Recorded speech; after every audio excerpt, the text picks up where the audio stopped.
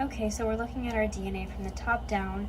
This is the leading strand, this is the lagging strand. Before DNA replication starts, however, or during DNA replication, topoisomerase is going to move forth in this direction towards the replication fork, and then helicase is going to move in 5' to 3' direction on the leading strand and kind of break these two strands up.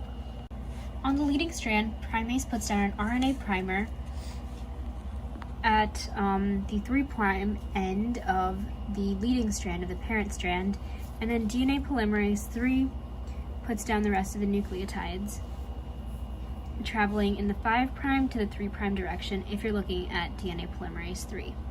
It is important to note that primase will later be taken off by DNA polymerase 1 and replaced with DNA instead of RNA. On the lagging strand, however, the synthesis of the daughter strand of DNA is a completely different story.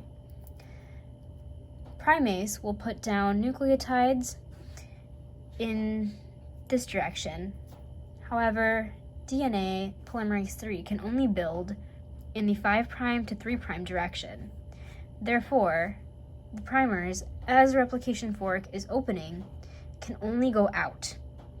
However, as the replication fork is opening, there will be more primers added by primase, and then more primers once again.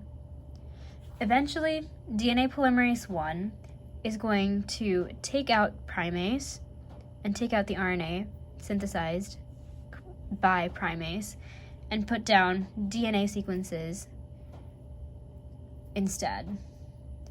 All of this will be held together by DNA ligase, which will glue all of these fragments, called Okazaki fragments, together.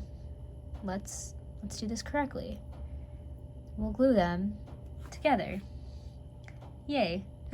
However, at the end of DNA replication, the lagging strand has a problem.